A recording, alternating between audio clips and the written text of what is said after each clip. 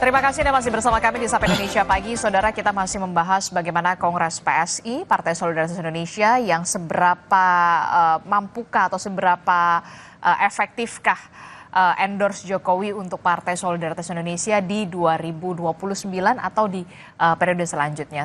Saya masih membahas bersama dengan relawan Juang, ada Bung Rely, kemudian juga di studio ada Mas Agung Baskoro. Tapi saya ke Bung Rely dulu. Bung Rely, ini saya ketika melihat seorang Joko Widodo di Kongres PSI kemarin begitu ya, ini saya baru lihat, oh the real Jokowi nih gitu, secara tegas saya akan bekerja keras untuk PSI. Ini sudah ditahan-tahan dari 2 periode yang lalu ya ternyata ya, baru keluar sekarang ya. Saya rasa Bapak sangat membutuhkan ya mesin politik yang militansi dalam satu partai ya, mau bagaimanapun adalah partai politik ini adalah di DPR kita hari ini salah satu penyambung lidah rakyat ya, yang secara konstitusi kita diakui dan wajib. Sekarang kalau di DPR itu sekarang bagaimana begitu besar peran DPR yang menjadi ini semua kita masyarakat Indonesia, dan itu saya rasa sah-sah saja ya. Bagaimana politisi seperti Pak Jokowi dia memiliki salah satu mesin politik yang bisa diandalkannya, demikian ya. Oke. Dengan lugasnya, secara terang-terangan seorang Joko Widodo di Kongres PSI untuk bisa bekerja keras untuk PSI, it's a good news? Iya, great news Mas. Kabar luar biasa menurut saya, karena PSI selama ini pekerjaan rumahnya mencari sosok figur yang sangat kuat supaya partai ini bisa lolos ambang batas parlemen. Sayangnya memang waktu 2019 dan 2024 figur itu belum ditemukan. Nah, bersyukur kemarin Pak Jokowi secara eksplisit belum ditemukan atau ditahan? Mungkin belum ditemukan karena Pak Jokowi masih lihat PSI juga nih. Bisa membuktikan nggak anak-anak muda ini bahwa ada progres kenaikan suara di pileg, bahwa mereka bisa melahirkan tokoh-tokoh muda yang bisa duduk di pos-pos strategis kekuasaan. Ternyata bisa. Dan sekarang saya butuh kendaraan politik. Istilah kata pucuk dicinta ulam pun tiba nih, sama-sama ketemu nih kepentingannya. Sehingga ketika PSI sekarang menawarkan kembali, Pak Jokowi nggak mikir panjang. Kan tendensinya sudah ada, walaupun kemarin saya pribadi sempat ragu, ini bakalan masuk full time atau part time kan gitu. Karena kan sebelumnya masih part time ya Bang Rely ya, karena ya mungkin karena masih jabat presiden, mungkin beliau masih banyak kesibukan. Nah sekarang saya lihat full time nih, kerja keras, 2 kali statementnya, saya akan kerja keras, saya akan berjuang bersama PSI seperti itu. Jadi saya melihat ini sebuah kabar luar biasa bagi PSI, dan harapannya teman-teman PSI juga harus bekerja lebih ekstra membuktikan bahwa dengan kehadiran Pak Jokowi mereka bisa lebih besar dan berpotensi menjadi partai yang bukan sekedar masuk parlemen aja kata Pak Jokowi kan, seperti itu. Sehingga saya melihat ini tinggal bagaimana nanti strategi di lapangan secara praksis PSI menempatkan caleg-caleg berkualitas di semua dapil. Misalkan nomor urut 1 sosoknya siapa, bahkan sampai nomor urut 3 bahkan, sehingga kans mereka masuk semakin besar di tengah ekosistem parliamentary threshold itu diturunkan kan Mbak dibanding sebelumnya, sehingga ya memang ada dampaknya lah. Plus nanti ada Pak Jokowi juga turun gunung misalkan bersama keluarga Solo. Harusnya rasionalisasinya masuk ambang batas, tapi kan politik dinamis nih. Ya, bisa jadi ya secara hitung-hitungan kertas masuk, tapi di lapangan ternyata gelombang istilahnya yang tidak nyaman dengan PSI ataupun keluarga Solo semakin besar. Itu kan jadi soal lain. Itu yang baru saya tanyakan, ingin saya tanyakan. Tadi kan Anda mengatakan it's a great news gitu ya. Tapi bagaimana dengan partai politik yang memang sudah besar sebelumnya? Kita lihat saja PDI Perjuangan, Golkar, Partai Demokrat, PKB begitu ya. Ini sebuah ancaman atau kekhawatiran untuk mereka ketika seorang Joko Widodo secara terang-terangan, secara lugas ingin bekerja keras untuk PSI. Iya, mungkin bagi partai-partai yang punya nafas ideologis yang tidak jauh berbeda dari PSI ya, partai-partai nasionalis, partai-partai yang selama ini di tengah semacam itu, ya PSI ini sebagai sebuah ya ancaman politik dalam tanda petik menggerus mereka di dapil. Tapi kembali ke PSI, seberapa solid kader-kader PSI di semua sampai ke grassroots. Ya, lapisan dapil tadi, apakah bisa mengimbangi caleg-caleg dari partai-partai besar itu? Karena pileg ini pertarungannya di sana, bukan lagi ketumnya siapa, atau siapa istilahnya yang di endorse pada level-level strategis semacam itu, tapi bagaimana strategi di dapil masing-masing caleg-caleg ini mampu menerjemahkan ya keuntungan-keuntungan itu. Misalkan ada Pak Jokowinya, nanti misalkan ada capres atau cawapres yang didukung di 2009, sedikit banyak itu bisa memberikan semacam ya efek ekor jas, Mbak Disti, kalau memang itu bisa dioptimalkan. Tapi kalau misalkan akhirnya PSI dan caleg-caleg yang tadi fokus pada dalam tanda petik ya kelebihan mereka saja tanpa melihat ada organ-organ yang mendukung, ya juga repot gitu. Apalagi kalau misalkan ini gagal membendung ya serangan-serangan politik yang hari ini bertubi-tubi dilancarkan oleh pihak-pihak yang di seberang kekuasaan. Oke, saya mau sapa juga dari Partai Solidaritas Indonesia, sudah ada Mas Beni. Selamat pagi Mas Beni. Pagi Mbak. Pagi. Senyumnya Selamat sudah pagi. jauh lebih senyumnya sudah jauh lebih sumringah ya, karena sudah dapat amunisi baru ini tampaknya setelah kemarin. Selamat Bang. Selamat juga ya untuk PSI dengan logo barunya, Mas Beni. Mas Beni, dengan kehadiran Pak Jokowi di Partai Solidaritas Indonesia yang mengatakan dengan lugasnya mengatakan akan bekerja keras untuk PSI, berjuang bersama PSI, ini tentu saja menjadi amunisi baru bagi PSI di 2029 dengan endorse Joko Widodo. Iya, tentu ini menjadi kesyukuran kita bersama bahwa Pak Jokowi hadir memberikan pidato yang memang di luar ekspektasi kita juga, Mbak. Jadi memang pidato Pak Jokowi ini menjadi menjadi surprise bagi seluruh kader PSI. Beliau dengan tegas menyampaikan beliau akan full mendukung partai PSI, akan bekerja keras membantu partai PSI. Ini menjadi satu jawaban ya dari harapan besar partai PSI selama ini, bahwa Pak Jokowi akan betul-betul hadir membersamai PSI, seluruh kader PSI dalam membangun partai ke depan. Jadi ini saya kira setelah kongres ini seluruh kader PSI akan gembira, Mbak. Kita akan kembali ke daerah masing-masing dengan riang gembira, dengan penuh harapan dan dengan semangat yang lebih bahwa kita betul-betul akan dibantu oleh Pak Jokowi. Tentu dalam soal itu ya kita serahkan ke Pak Jokowi. Tapi sekali lagi bahwa itu kan mempertegas sikap Pak Jokowi selama ini. Jadi kalau ada yang bertanya-tanya bahwa Pak Jokowi kemana setelah ini ataupun di Kongres PSI Pak Jokowi akan bagaimana, ya itulah jawabannya kemarin, Pak. Pak Jokowi akan bekerja keras untuk partai PSI, akan mendukung full partai PSI. Oke, jadi meminjam istilah Mas Agung, sudah tidak lagi part-time di PSI tapi full-time ya? Oh ya, dengan statement Pak Jokowi kemarin itu mempertegas. Jadi kalau ada keraguan kita selama ini Pak Jokowi akan kemana dan seperti apa, ya saya kira jawabannya kemarin. Dan kami tentu berharap bahwa kehadiran Pak Jokowi ini juga menjadi amunisi yang luar biasa. Jadi sekali lagi bahwa Kongres Partai PSI di Solo ini juga betul-betul momentum yang luar biasa untuk kami. Kalau sudah bekerja keras, berjuang bersama begitu ya, sudah full time, berarti kartu anggotanya sudah di tangan? Kartu anggota itu kan formalitas, Mbak. Oke. Jadi dalam berarti on process atau on progress? Iya. Jadi dalam partai politik kan tidak perlu kelihatan di depan atau terlalu formal. Tapi sekali lagi bahwa ketika semangatnya sudah bersamai partai PSI, maka tidak ada lagi keraguan, Mbak. Jadi seluruh kader hari ini percaya bahwa Pak Jokowi bersama dengan partai PSI.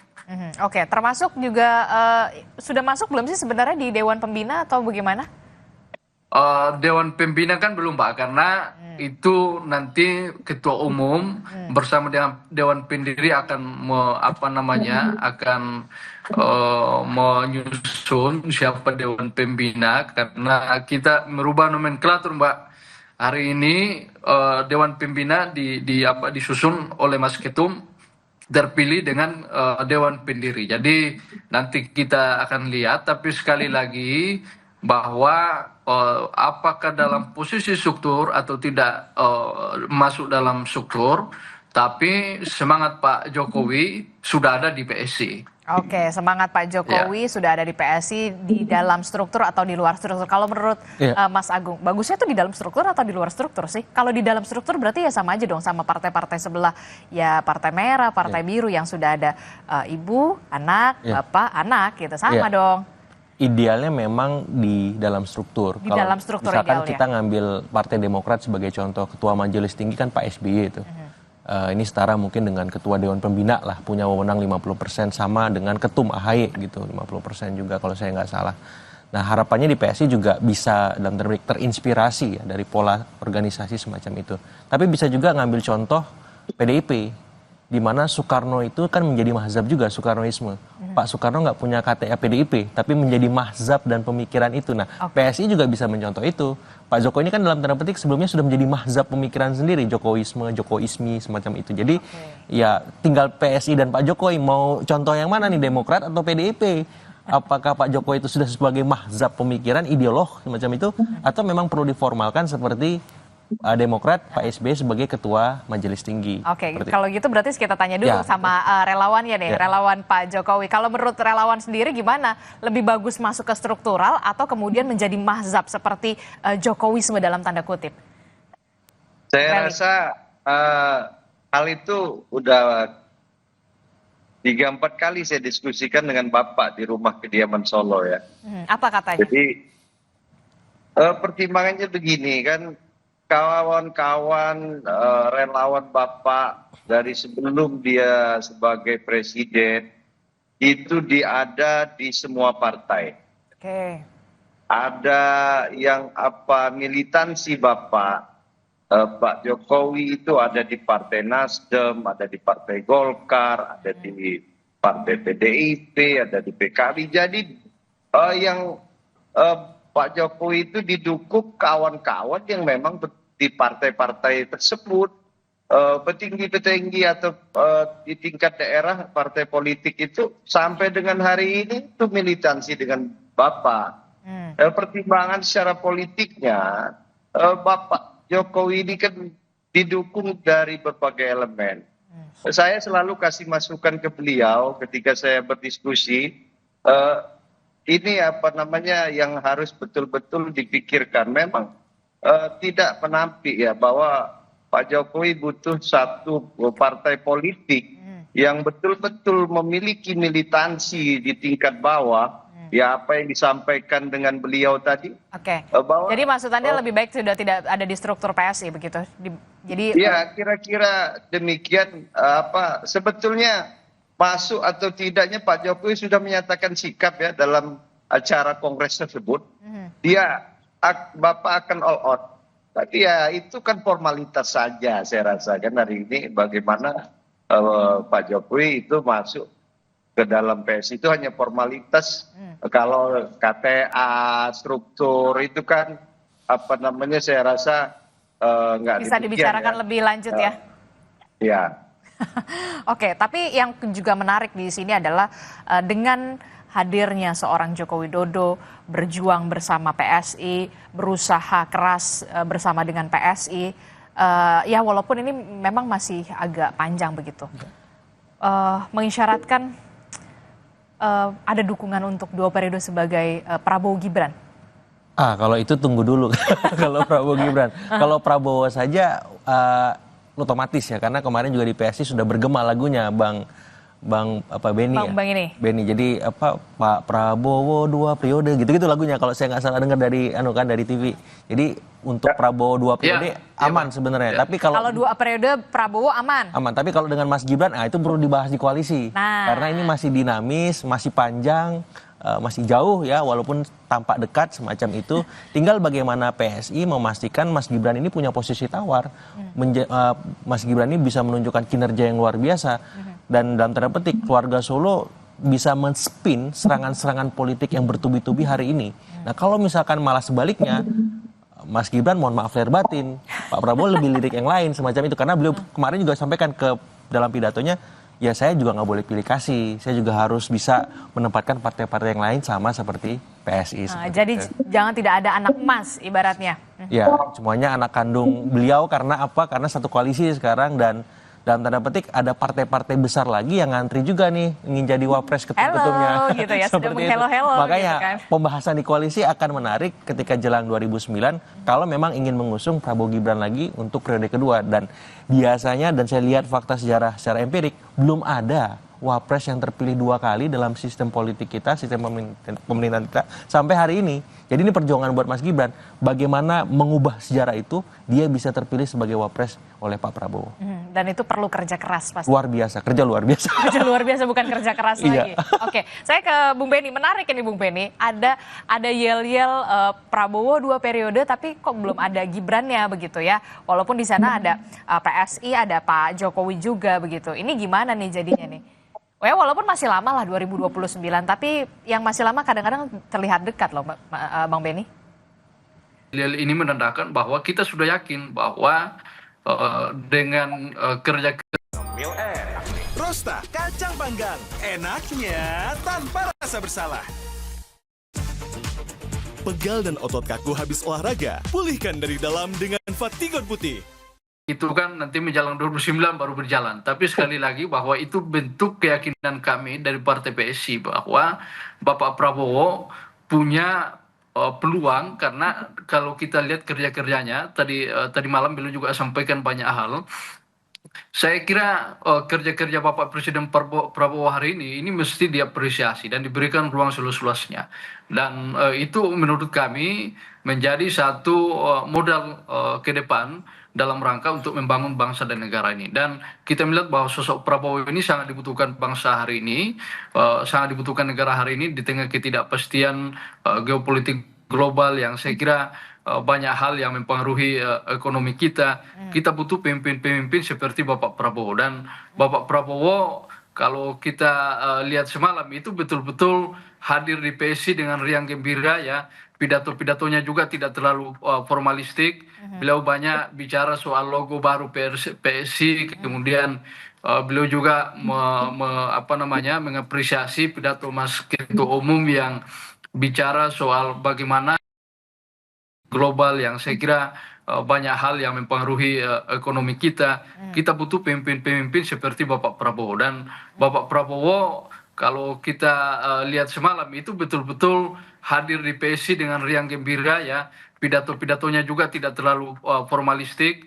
Beliau banyak bicara soal logo baru PSI, kemudian beliau juga mengapresiasi pidato Mas Ketua Umum yang bicara soal bagaimana pengaruh teknologi tidak hanya soal dampak positifnya, tapi bagaimana penyalahgunaan teknologi hari ini yang bisa saja itu juga membuat keretakan di tengah-tengah masyarakat dengan hoax, dengan fitnah dan lain-lain. Dan itu yang juga menjadi satu konsen juga dari Bapak Presiden kita bahwa penggunaan teknologi ini juga mesti tepat guna. Jadi Bapak Prabowo menekankan banyak hal, tapi kami underline bahwa ternyata Bapak Prabowo dengan PSI punya kesamaan, Pak. Ya, Bapak Prabowo itu salah satu hewan yang paling disayang Bapak Prabowo itu adalah gajah.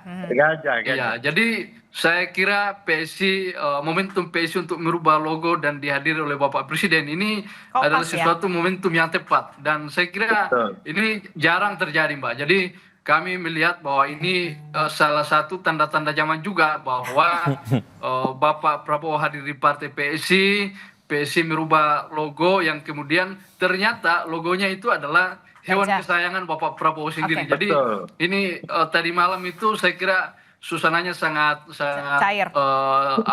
Sangat cair, bahagia semua yang hadir di situ. Dan sekali lagi bahwa kami memberikan statement tadi malam, seluruh peserta memberikan dukungan Bapak Presiden Prabowo 2 periode, itu bentuk keyakinan kami bahwa bangsa ini akan semakin maju, semakin mantap ketika Bapak Prabowo 2 periode untuk menjadi Presiden Republik Indonesia. Oke, tapi juga yang perlu diperhatikan adalah Pak Jokowi sempat menyinggung soal mesin dan bensin. Kalau mesinnya sudah ada, tinggal mencari bensinnya. Berarti PSI sudah siap untuk mendapatkan bensin-bensin itu? Ya, dalam politik tentu untuk bertarung termasuk 2009, kami sudah mengalami 2 kali pemilu, Mbak, 2019 dan 2024. Tentu kami punya evaluasi sendiri, kami punya catatan tersendiri terhadap dua momentum politik itu. Sehingga dalam menghadapi pemilu 2029 tentu kami akan bekerja lebih keras lagi, termasuk pesan Pak Jokowi kemarin. Tidak hanya soal bensin, Pak, soal bensin dan mesin, tapi kemarin secara eksplisit Pak Jokowi menyampaikan bahwa struktur PSI mesti dirapikan lagi, struktur PSI mesti menjadi kuat. Dan ini memang sejalan dengan hasil evaluasi kami selama ini, bahwa salah satu titik kelemahan kita selama ini adalah struktur kita yang tidak terlalu kuat. Jadi, jadi akan ada perubahan struktur yang cukup siapkan. signifikan ya ketika Pak Jokowi sudah menyinggung soal struktur ya, Bung Benny. Iya.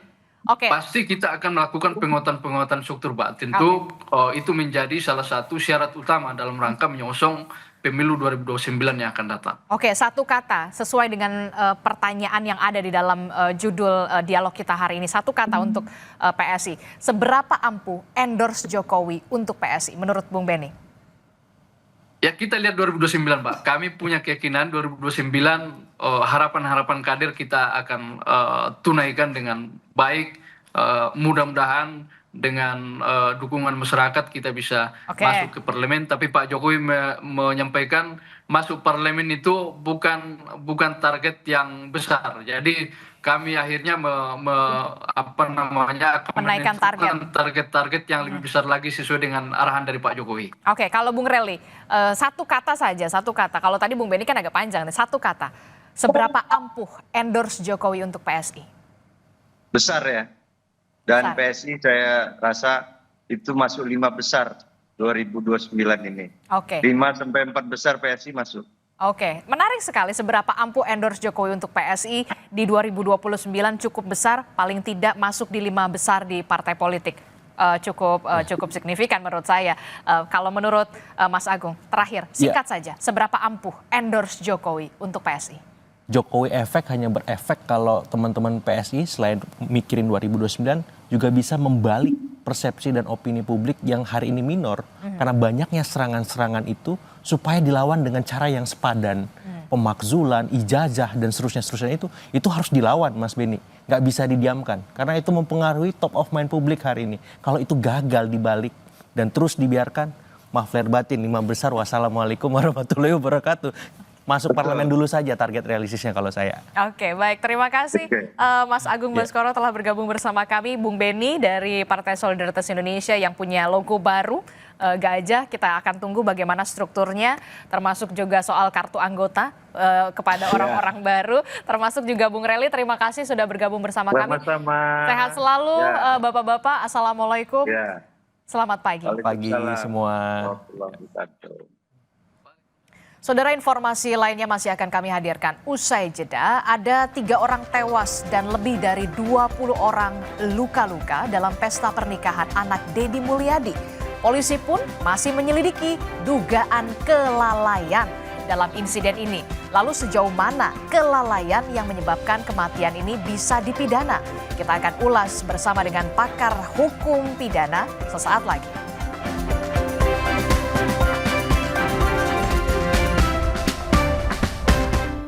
PT PLN Persero Unit Induk Pembangunan Sulawesi berkomitmen dalam menjalankan transisi energi untuk mendukung tercapainya net zero emission dengan menghadirkan infrastruktur berbasis EBT di Sulawesi yang selaras dengan RUPTL 2025-2034. Hal ini menjadi wujud kesiapan PLN dalam memenuhi kebutuhan listrik masyarakat serta pelaku industri dalam menyediakan pasokan listrik yang andal, berkelanjutan, dan ramah lingkungan.